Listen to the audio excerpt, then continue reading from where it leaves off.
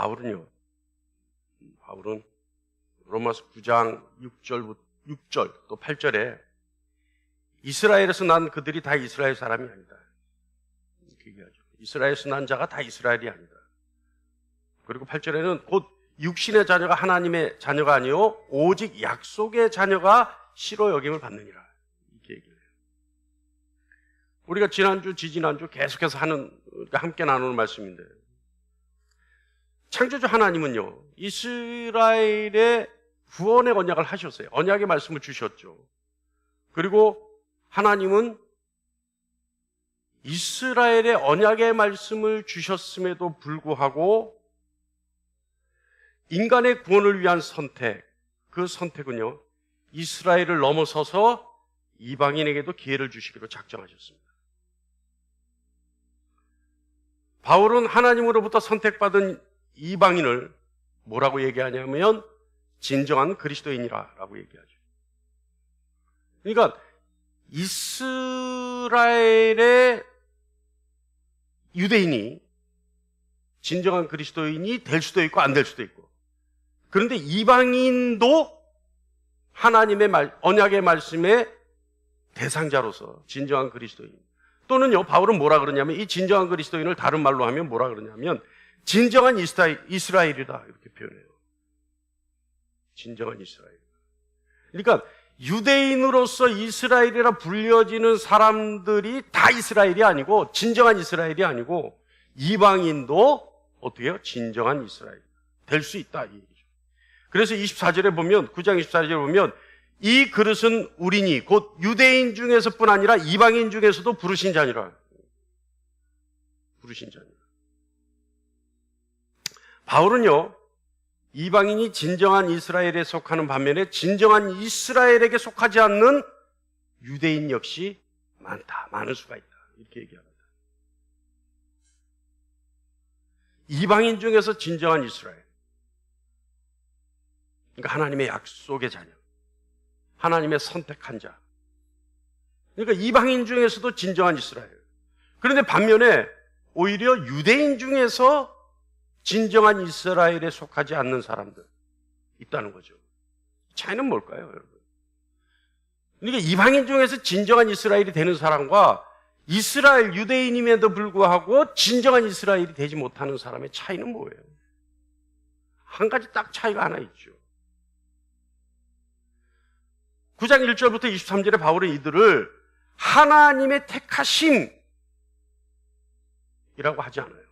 9장에서는 하나님의 택하심이라고 하지 않아요. 그 전에 하나님의 택하심이라고 얘기했는데 이때만큼은 하나님의 택하심이라고 하지 않아요. 이때 다른 말을 합니다. 뭐라고 얘기하냐면 칭의를 얘기해요. 이때는 칭의. 그러니까 이때는 믿음으로 받은 칭의 때문이다. 그러니까 유대 이방인임에도 불구하고 진정한 이스라엘이 된 사람과 이스라엘의 유대인임에도 불구하고 진정한 이스라엘이 되지 못한 사람의 차이는 뭐냐? 믿음에 의한 칭의다. 그 차이가. 이방인들은요, 이신칭의, 다시 말하면 믿음으로 말미암는 의를 알고 그 의를 받아들임으로써 뭘 하냐면 기쁨을 누려요. 그런데 이스라엘은 오히려 유대인들은 믿음이라고 하는 것에 걸려서 넘어지고 말아요. 그래서 알고 있잖아요. 유대인들은 메시아에 대한 믿음이 아니라 율법의 순종으로 얻는 칭의를 인정했기 때문이죠. 이걸 다른 말로 하면요, 유대인들은 믿음을 의지하지 않고 행위를 의지했다는 얘기예요. 행위를 의지. 또 다른 말로 하면 유대인들은 하나님의 의를 의지한 것이 아니라 행위에 의한 자기의 의를 내세우려고 했기 때문에 그래요. 우리도 신앙생활 하다 보면요, 자기 의를 위해서 사는 분들 많이 있습니다. 근데요, 자기 의를 위해서 사는 분들의 한 가지 특징이 있어요. 뭔지 아세요? 남이 알아주지 않으면 견디지 못해요. 자기 의를 위해서 사는 사람은 누구 한 사람이라도 그 의를 알아주기를 원하는데 그 의를 알아주지 않으면 견디지를 못해. 견디지를 못하니까 어떻게 하는지 아세요? 더 열심히 해요. 아이러니하죠? 더 열심히 해요. 더 열심히. 그런 분들 가만 보면요. 그런 분들 가만 보면 집 청소 안 해. 근데 교회 청소 열심히 해. 옛날에 이런 비유도 들었어요. 집에서 애들이나 신랑 밥 안 해줘. 집에 와서 식사 봉사해. 저는 그거 별로 아니라고 봅니다. 아니라고 봐요. 그래서 제가 항상, 지금은 안 하지만 얼마 전, 몇 해 전까지는 그랬잖아요.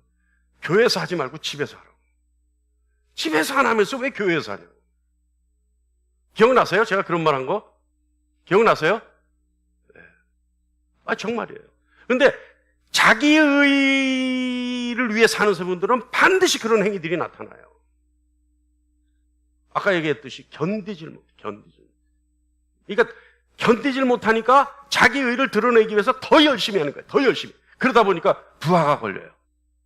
그러다 보니까 조금만 뭐가 어떻게 되면 나 시험 들었어. 나 시험 들었어. 그렇게 내가 했는데 이 얘기가 저절로 나오는 거예요. 누가 안 알아주고 누가 오해하고 누가 알아주지 못하고 다른 사람이 한 걸로 착각해버리면 나 시험 들었어요. 짚히는 데가 있죠. 우리 뭐 여러분이 그렇다는 게 여러분 주변에서 우리 신앙생활하면서 그런 모습 봅니까? 못 봅니까?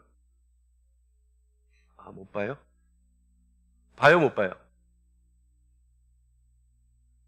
아니, 대답하기 싫으면 고개라도 끄덕이세요. 있다고요. 뭐 저만 봤을 수 있어요. 근데 제가 그런 모습들을 보면서 과연 저분의 의가, 저분의 열심이, 저분의 노력이 하나님 앞에서 어떤 상급이 있을까?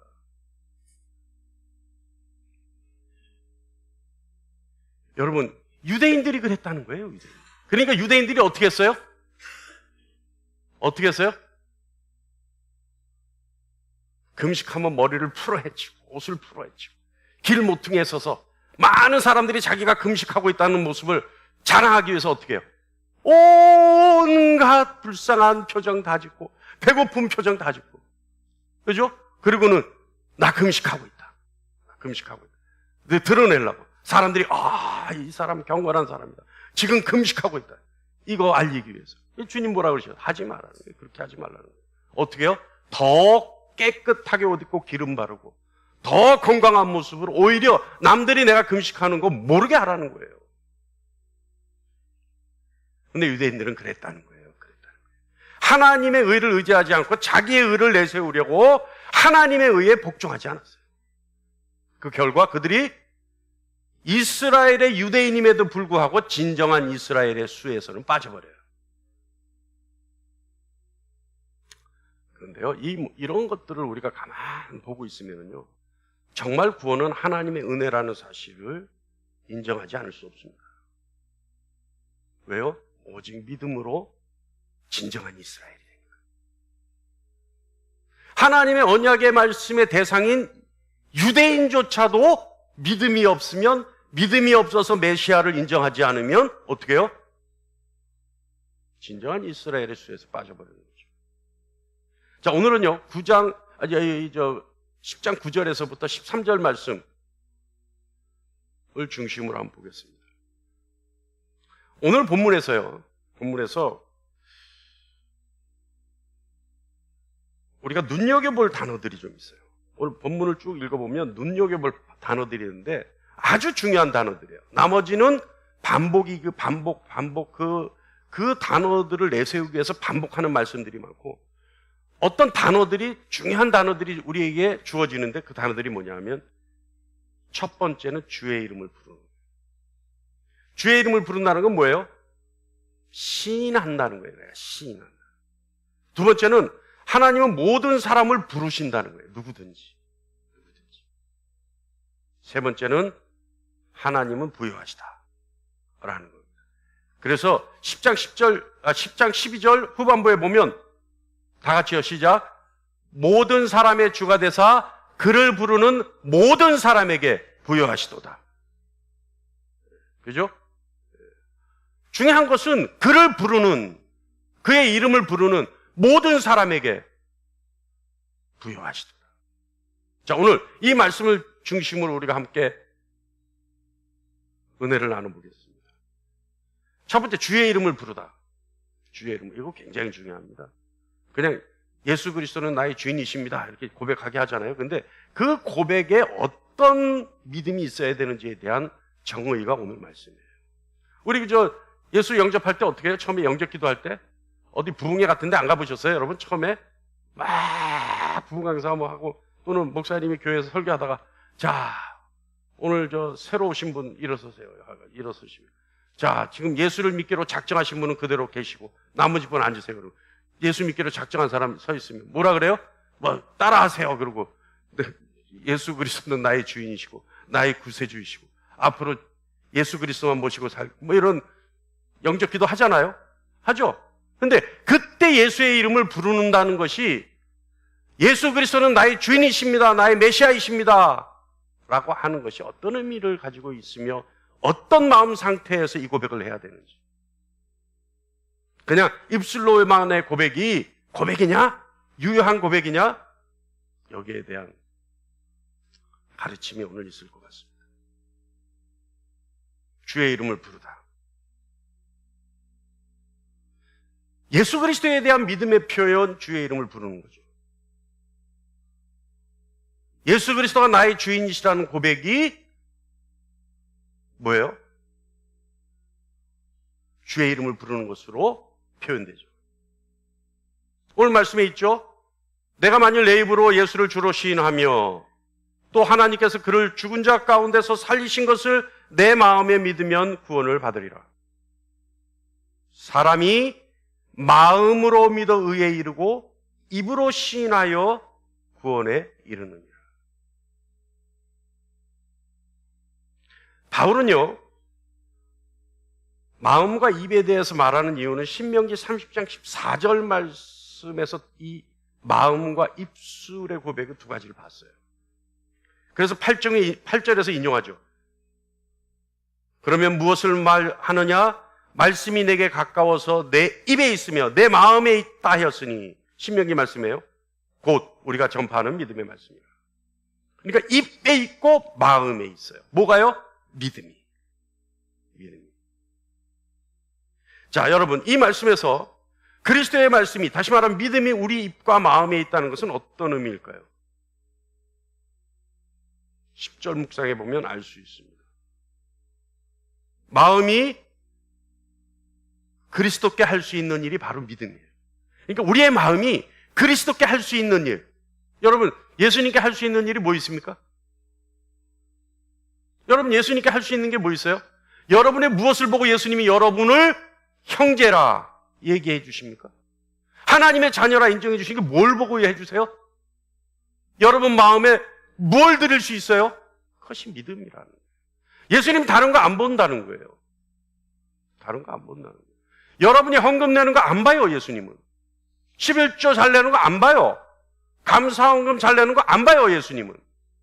여러분이 열심히 나와서 헌신 봉사하는 거 안 봐요. 여러분이 목사를 섬기는 거 안 봐요. 예수님 뭘 봐요? 여러분의 믿음을 보는 거예요. 제가 이런 식으로 강조를 하면 교회 아무렇게나 해도 되고 뭐 아무렇게나 해도 되는구나. 아무렇게나 해도 돼요. 뭘 봐요? 믿음을 봐요. 믿음을 봐요. 그런데 여러분, 믿음이 있는 사람은 아무렇게나 할 수가 없어요. 저는 그거를 확신하기 때문에 여러분에게 마음대로 하라는 거예요. 예수님 뭐 본다고요? 뭘 본다고요? 확실하게 얘기하세요. 믿음을 보는 거예요. 그 어떤 것도 여러분의 것을 보지 않아요. 여러분의 마음의 믿음을 보신 거예요. 그러니까 여러분이 마음으로 예수님께 할 수 있는 것은 오직 뭐라고요? 믿음이라는 거예요. 그 외의 것은 여러분이 할 수 없어요. 여러분이 할 수 있다 하더라도 예수님이 관심이 없어요. 그러면 여러분, 입술이 그리스도께 할 수 있는 건 뭡니까? 입술이 그리스도께 할 수 있는 거, 예수님께 할 수 있는 건 뭐예요? 고백이에요. 내 마음의 믿음을 예수님께 입술로 고백하는 거예요. 고백하는 거예요. 여러분, 인간이 마음과 입술을 가지고 있는 이유가 여기에 있어요. 인간이 마음으로 믿음을 가지고 입술로 고백하는 것, 이것 때문에 우리에게 마음과 입술이 있는 거예요. 할렐루야. 인간에게 말이 있다는 건 무엇 때문이라고요? 예수 그리스도에 대한 고백 때문에 입술에 말이 있는 거예요. 이게 중요한 거예요. 마음의 사랑을 품을 수 있는 건 예수 그리스도에 대한 사랑의 표현으로 믿음을 갖는 것, 이것 때문에 마음이 존재하는 것이고, 우리에게 입술이 있는 것은 예수 그리스도에 대한 믿음을 고백하게 하기 위해서 입술이 있고 말이 있는 거예요. 근데 여러분은 마음과 입술의 존재의 의미에 대해서 망각하고 그 마음을 함부로 쓸 때 없습니까? 그 입술을 함부로 쓸 때 없나요? 여러분, 마음과 입술을 함부로 쓰면은요, 존재의 의미를 훼손하는 거예요. 존재의 가치를 훼손하는 거예요. 제가 가끔 얘기해요. 정말 여러분 입술로 악한 말 하지 마세요. 여러분의 입술로 악한 말을 하지. 그 말을 하기 위한 그 마음의 준비조차도 하지 마세요. 옛날에 제가 아는 분이 어떤 분이, 근데 참 요새 한국 국어가 이상해졌어요. 자기가 아는 사람을 내가 아시는 분이라 그러더라고. 그렇게 얘기하는 분 많죠? 내가 아시는 분 중에 한 분이 이러잖아요. 그럼 자기를 높이는 얘기 아니에요? 내가 아는 분이죠. 그죠? 그럼 그건 뭐 중요한 얘기 아니고. 내가 그런 얘기 들을 때마다 하도 거슬려서, 예? 내가 아는 분이지 내가 아시는 분이 아니잖아요. 우리 기도할 때도 전 그런 게 거슬려요. 우리 기도할 때도 절대 하나님 앞에 나를 얘기하는데 송영춘 목사님이, 우리 목사님이 하지 말라고 그래요. 송영춘 목사가 이렇게 하나님 앞에 그렇게 얘기하는 게 맞는 거 아니에요? 그런 게 거슬려요, 저는. 제가 아는 분 중에 한 분이 예수를 그때 안 믿었을 텐데 그렇게 아들을 욕을 해. 대놓고. 얘라, 이 나가 죽을 놈아. 얘라, 이 빌어먹을 놈아. 에? 예쁠 때도 그 욕하고 미울 때도 그 욕을 해. 그럼 어떻게 돼야 돼요, 그 아들이? 빌어먹다가 나가 죽어야 되죠. 무서운 얘기예요, 그 얘기가. 얼마나 무서운 얘기인지. 난 그 얘기 들을 때마다, 저는 그때 목사 공부하기도 전인데 소름이 끼쳤어. 얼마나 무서운지 그 말이. 여러분의 입술은요, 하나님을 찬양하고 예수 그리스도에 대한 믿음을 고백하기 위해 있는 겁니다. 할렐루야. 그 용도로 쓰세요. 그 용도. 그리고 남들에게 축복하기 위해서 쓰세요. 그래야 돼요. 그래야 돼요.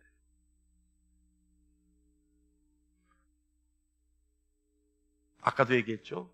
마음과 입술의 존재의 가치를 훼손하는 일은 존재의 이유, 존재의 필요성에서 벗어난 일들을 할 때 존재의 가치를 훼손시킨다. 명심하시기 바랍니다. 오늘 이 한 가지만이라도 반드시 명심하시기 바랍니다. 마음은 어디에 있는 거라고? 무엇 때문에 있는 거라고요? 예수 그리스도에 대한 믿음을 드리기 위해서. 입술은 무엇 때문에 있는 거라고요? 예수 그리스도에 대한 믿음을 고백하기 위해서 있는 겁니다. 할렐루야. 마음은 믿는 것이고 입술은 마음이 믿는 것을 고백하는 겁니다. 9절의 바오로의 결론이 이겁니다. 내가 만일 내 입으로 예수를 주로 시인하며 또 하나님께서 그를 죽은 자 가운데서 살리신 것을 내 마음으로 믿으면 구원을 받으리라. 할렐루야. 구원받기 위해서는 어떻게 해야 되냐면 내 마음을 원래 만들어진 용도대로 썼을 때 구원받아요. 어떻게 하면 구원받냐면 내 입술을 내가 하나님이 주신 용도 그대로 그 원칙대로 사용했을 때 구원받아요. 할렐루야. 그게 뭐예요? 믿음과 고백이에요.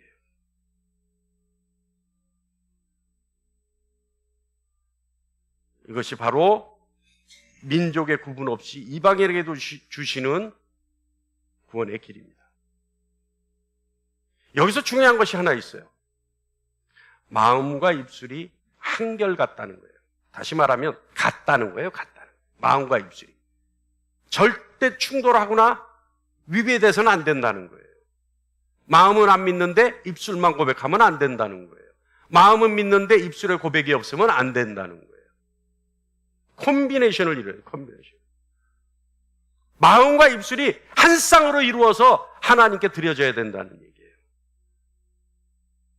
마음에도 없는데 믿음의 고백? 의미 없어요. 소용없어요. 무효한 거예요. 마음에만 있는데 고백이 없는 것? 그 역시 소용없어요. 핵심은 이거죠.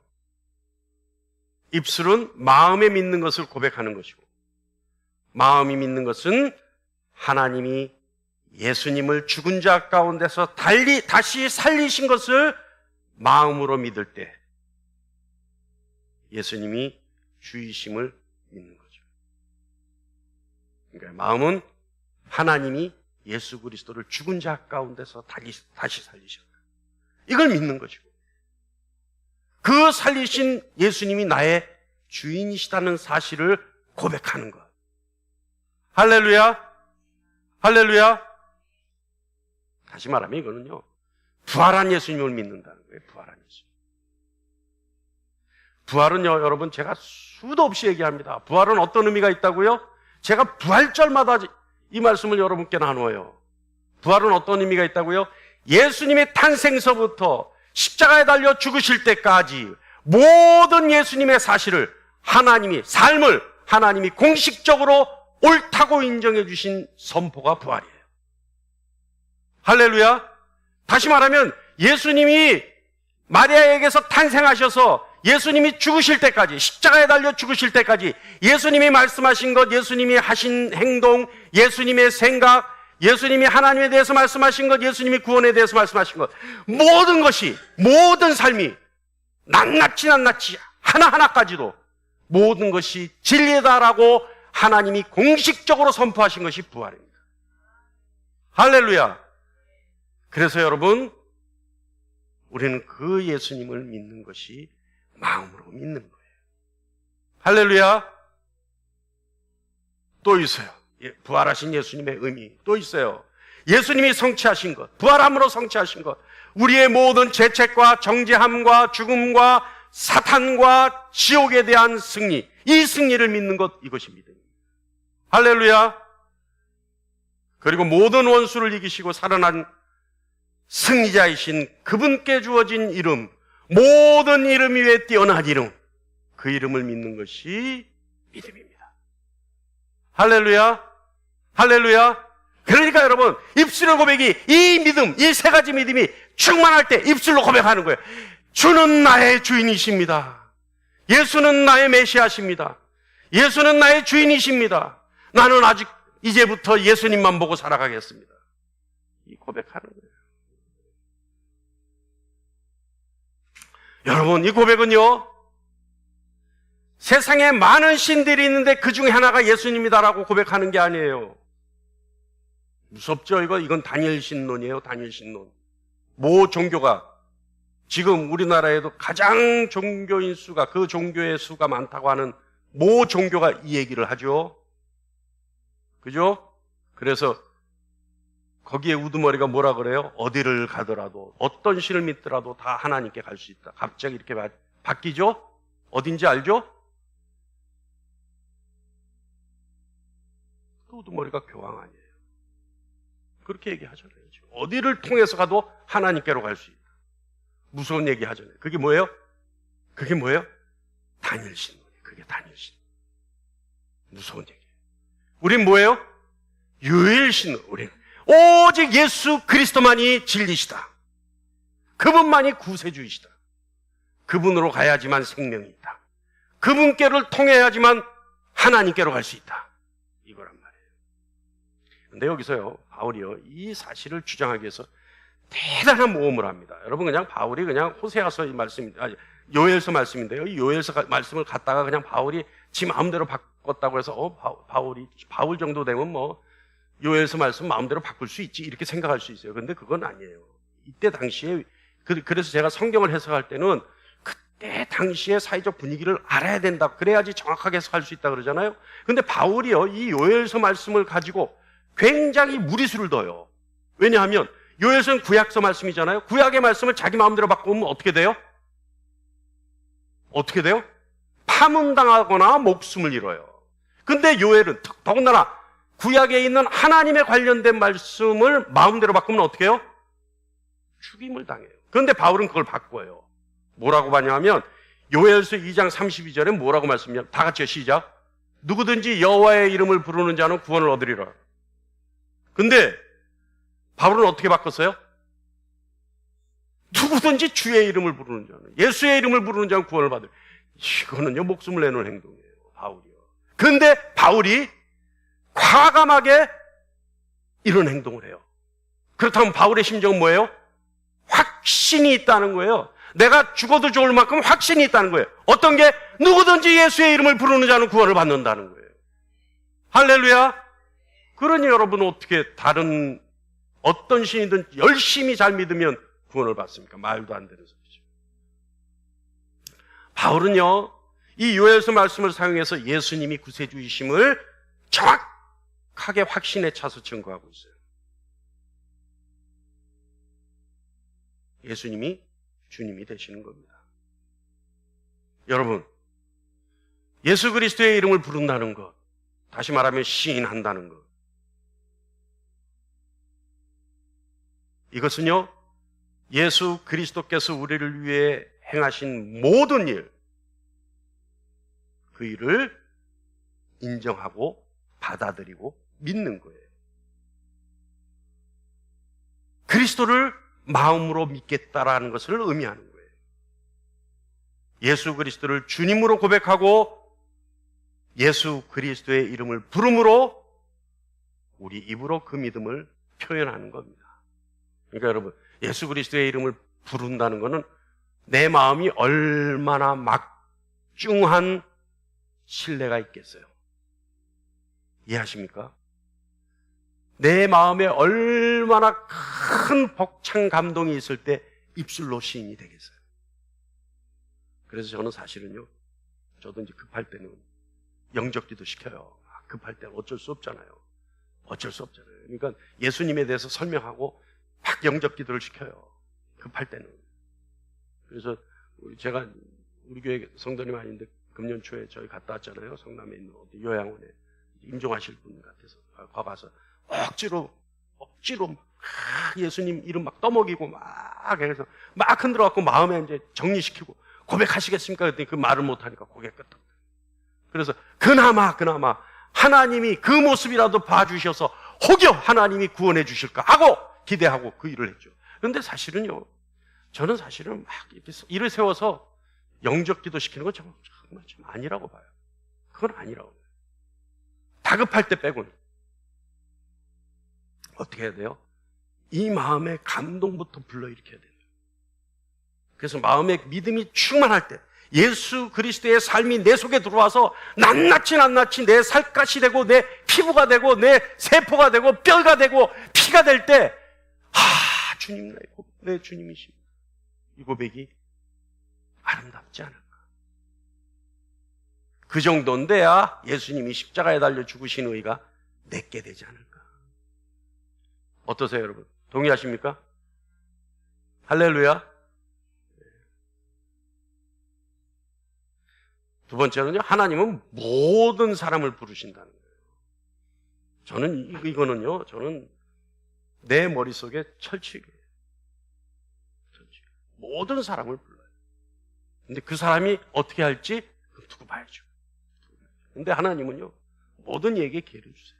그래서 제가 좋아하는 얘기 있잖아요. 이 사람이나 도토리, 기재기고 다 하나님 앞엔 죄인이다. 다 하나님 앞엔 죄수다. 그러니까 누가 누구를 정죄할 필요가 없어요. 정죄하는데 의미가 없어요. 근데 여러분, 권면과 정죄를 착각하면 안 됩니다.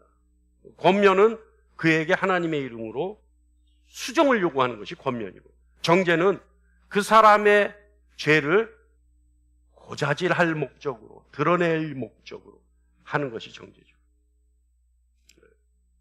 많은 사람들에게 알릴 목적으로 하는 것이 정죄예요. 그래서 사단이 하는 짓이 뭐예요? 사단의 이름이 뭐예요? 무슨 뜻이에요? 고자질하는 자. 고자질하는 자. 사단의 이름의 의미가. 자, 여러분, 하나님은요, 이방인들도 진정한 이스라엘이 될 수 있는 것, 이건 뭐 때문이에요? 믿음의 고백으로 예수 그리스도께 나갈 수 있는 길을 열어주셨어요. 그런데요, 예수 그리스도를 고백하는 사람은 예수 그리스도의 이름을 통해 하나님께 나갈 수 있는 길을 열어주신 것보다도 더 중요한 것이 뭐냐면 하나님은 누구든지 용납하신다는 거예요. 할렐루야. 그러니까 하나님이 용납하셔야지만 그 용납을 받은 자가 마음으로 예수를 믿을 수 있고 입술로 고백할 수 있어요. 자기 의지로는 안 되는 거예요, 이런 게. 예? 그러니까 뭐가 문제예요? 하나님의 긍휼하심과 자비에 의해 용납받은 자가 먼저예요. 그러니까 하나님은 모든 자를 다 용납하세요. 그러니까 우리가 마음 놓고 예배당 들어오는 거예요. 우리가 마음 놓고 예배당 들어오는 거예요. 옛날에 예배당 여기가 지성소라면 여러분 우리 여기 할렐루야. 제가 여기서 방울 소리가 안 날 수도 있어요. 저 여기 예? 방울 소리가 왜 지성소 안에 대제사장이 방울을 달고 들어간단 말이에요.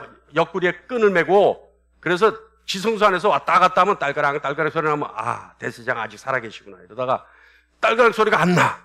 그럼 어떻게 해요? 아, 이놈이 속죄제를 잘못 지냈구나. 그러고 끈을 잡아당겨서 지성소 안에서 끄집어내는 거예요. 예? 못 들어가니까. 들어가면 죽으니까 죄인들은. 여기가 지성소라면 여러분 나 자신 있다. 땅그락 걸릴 자신 있다. 제가 얼른 손 내리잖아요. 자신 없어서. 그런데 여러분 이 자리에 지성소임에도 불구하고 이 자리에 우리가 앉아서 웃을 수 있고 탄식할 수 있고 깨달을 수 있고 깨우침을 받을 수 있는 것. 뭐 때문이라고요? 하나님이 용납하시니까. 그냥 예수 그리스도의 보혈로 그것만 보고 용납하시니까. 우리 안에 있는 예수 그리스도의 그 조그만한 형상을 보고도 우리를 용납하시니까. 할렐루야. 그러니까 우리가 이 자리에 있을 수 있는 거예요.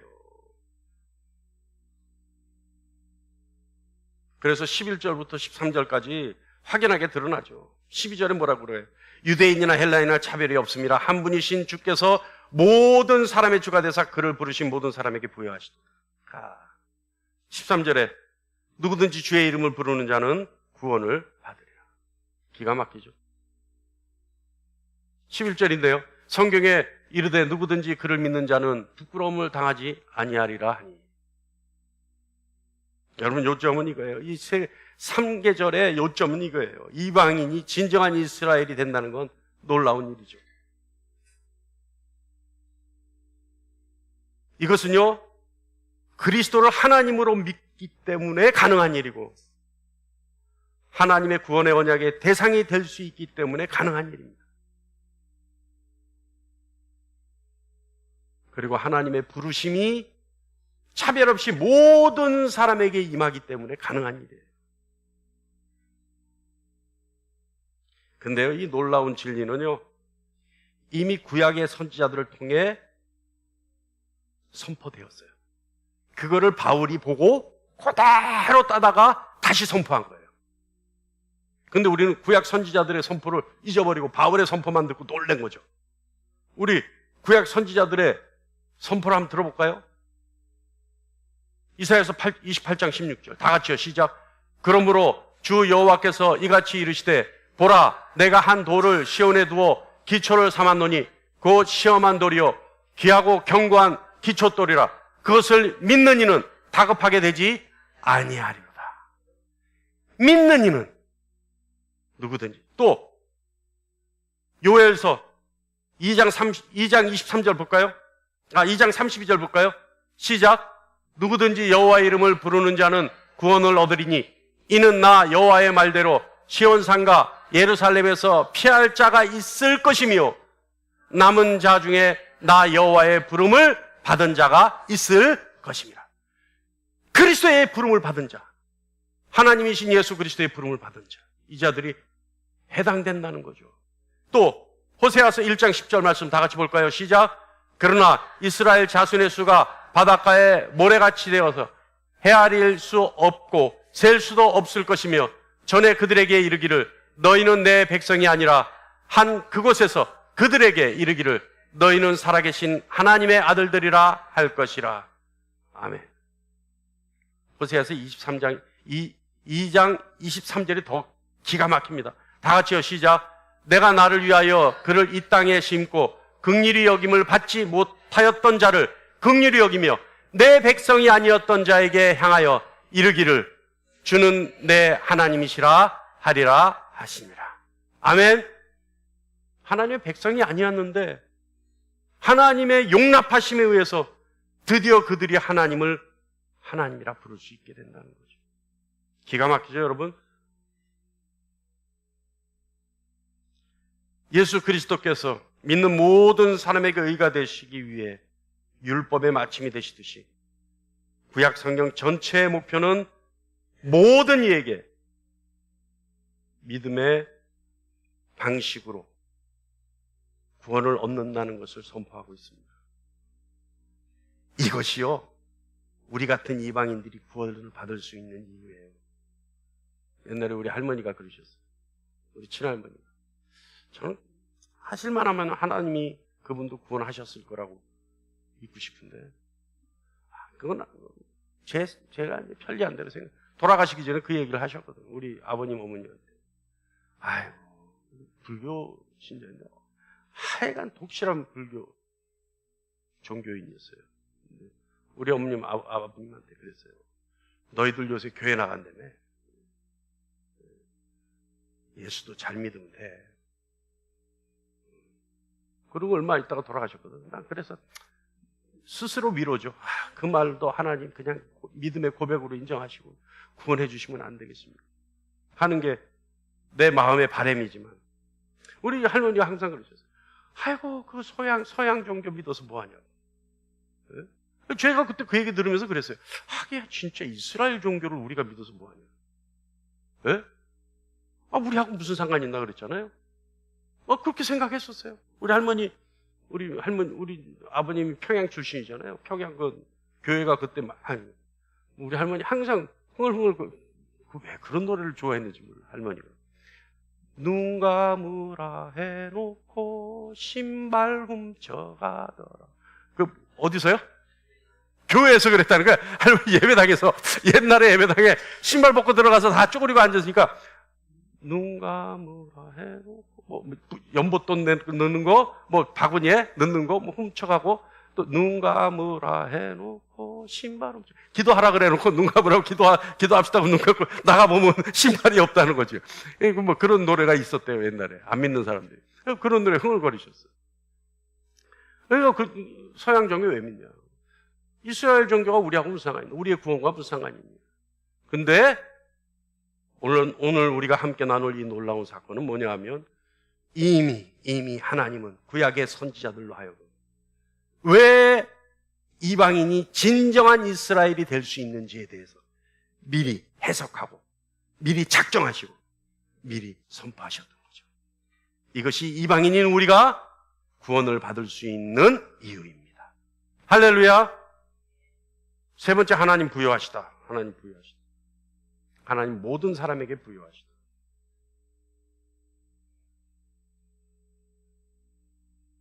바울은요, 모든 사람 다 구원을 받는다 얘기하죠.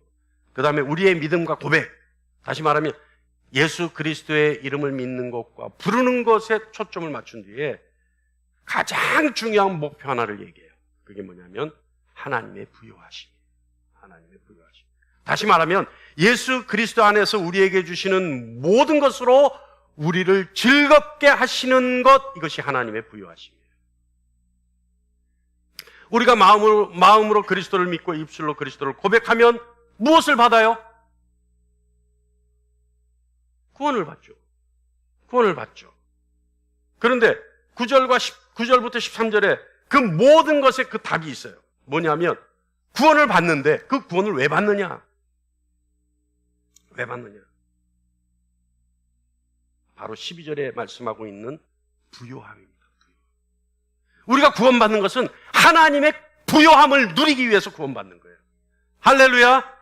할렐루야. 그냥 영원히 사는 게 아니라 구원받는, 다시 말하면 예수 그리스도의 의를 내 의로 칭의 덧입고 나서부터 하나님의 부요함을 경험하며 살기 위해서, 그것을 누리기 위해서 우리가 구원받는 거예요. 12절이죠. 다 같이요. 시작. 유대인이나 헬라인이라 차별이 없음이라 한 분이신 주께서 모든 사람의 주가 되사 그를 부르는 모든 사람에게 부여하시도다. 할렐루야. 할렐루야. 이 부여하면은요, 우리가 뭐 부여하다 이렇게 얘기하면 그런 분들 있죠. 여기는 아마 없을 거라고 보는데 있을 수도 있어요. 세상 물질을 생각하는 분들이 있어요. 그러니까 뭐 얘기만 하면 하나님은 부자시니까, 하나님 부자하고 너하고 무슨 상관인데, 제가 그렇게 얘기하고 싶어요. 예? 하나님 부자시니까 뭐 언제든 주시겠지. 천만의 말씀 만만의 콩. 예? 절대 그거 아니란 말이에요. 왜냐하면 하나님이 주고 싶은 건 그게 아니에요. 물론 주실 수 있어요. 물질 주실 수 있어요. 우리가 물질 없이는 살아갈 수 없기 때문에 주실 수는 있어요. 그러나 진짜 하나님이 우리에게 주고 싶어 하는 건 그게 아니라는 거예요. 그게 아니라, 그 부요함이 아니라는 거예요. 우리에게 필요한 거, 우리에게 가장 필요한 거, 우리를 가장 깊고 그리고 영구적으로 만족시킬 수 있는 것. 여러분, 물질 영구적으로 만족할 수 있습니까? 있어요, 없어요? 우리에게 가장 깊게 기쁨을 줄 수 있는 게 물질이에요? 아니에요, 여러분. 여기는 어쩔지 모르겠어요. 여러분, 물질을요, 많이 갖고 누려보신 분은요, 아시겠지만, 물질이 많아지잖아요? 어느 순간 정점을 이루면요, 그때부터 물질이 줄어드는 게 보여요. 근데 이 줄어들어도 남는 것이 충분함에도 불구하고 조금씩 줄어드는 게 보일 때는 그때부터 어떻게 돼요? 긴장이 돼. 그때부터 불안해지기 시작해. 이 나머지도 어마어마한데도 불구하고 그때부터 어떻게 돼요? 불안해. 조금씩 빠져나가는 게 불안해. 견딜 수가 없어요. 그러니까 줄어드는 부분을 더 채우기 위해서 뭘 해요? 무리를 하는 거예요, 무리를. 무리를 하다 보니까 어떻게? 확 줄어들어. 예? 그러면 어떻게 돼요? 죽고 싶어지는 거예요. 그때부터. 있음에도 불구하고. 그러니까 물질은요, 우리에게 깊은 기쁨을 주지 못해요. 그리고 영구적인 기쁨을 주지 못해요. 우리에게 영구적으로 만족시킬 수 있는 것, 하나님의 부요함이, 우리에게 주시고자 하는 그 부요함이 그거예요. 영구적으로 만족시킬 수 있는 것. 9절, 10절, 13절 보면 그 부요함이 무엇인지 얘기합니다. 9절부터 한번 볼까요? 시작. 내가 만일 내 입으로 예수를 주로 시인하며 또 하나님께서 그를 죽은 자 가운데서 살리신 것을 내 마음에 믿으면 구원을 받으리라. 10절 후반부 다시 시작. 입으로 시인하여 구원에 이르느니라. 13절 시작. 누구든지 주의 이름을 부르는 자는 구원을 받으리라. 구원을 받으리라. 구원에 이르느니라. 구원을 받으리라. 여러분, 무엇에서 구원을 받아요? 죄책에서 구원받죠. 정죄함에서 구원받죠. 하나님의 진노에서 구원받아요. 지옥에 떨어질 우리가 구원받아요. 죄에서 구원받아요. 이것들은요, 절대 물질로 살 수 없는 부요함들입니다. 우리가 소유하고 있는 부요함은요, 하나님이 우리에게 주시고자 하여 우리가 가지고 있는 부요함은요, 우리가 상상할 수 없을 만큼 큰 것들이에요. 여러분, 사람이 마음으로 의에 이르게 되면 즉시 그 사람은 하나님 안에 있는 하나님의 의를 부요함으로 누리게 됩니다. 이것이 진정한 부요함입니다.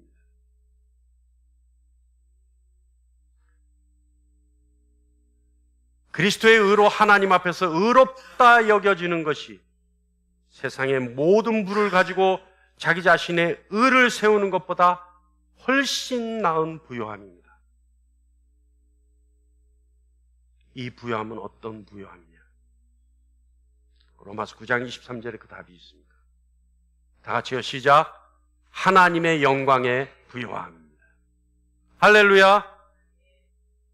하나님의 부요함은요, 뭐냐 하면 영원히 하나님을 바라보고 영원히 하나님을 알고 영원히 하나님을 경배하고 영원히 하나님을 즐거워할 수 있는 부요함이에요.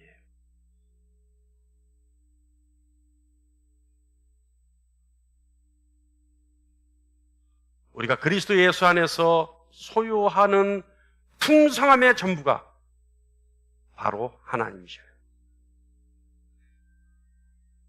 이 모든 것이, 이 부요함이 우리가 예수 그리스도를 마음으로 믿고 입술로 고백할 때 값없이 주어지는 것들입니다. 긍휼하신 하나님의 자비, 부요함입니다. 하나님이 예수 그리스도를 죽은 자 가운데서 다시 살리셨다는 사실을 마음으로 믿고 예수 그리스도를 입술로 고백하는 저와 여러분 되기를 간절히 축원합니다. 그 부요함을 이웃에게 자랑하는 저와 여러분 되기를 간절히 축원합니다. 여러분, 우리가 예수 그리스도의 의를 덧입을 때 우리는 하나님을 바라보고 하나님을 알고 하나님을 경배하고 하나님을 즐거워할 수 있는 부요함을 누리게 됩니다. 그것이 구원받은 자의 삶입니다. 여러분의 그 충만한 부요함이 삶에서 묻어 흘러넘치기를 간절히 축원합니다. 할렐루야. 기도하겠습니다.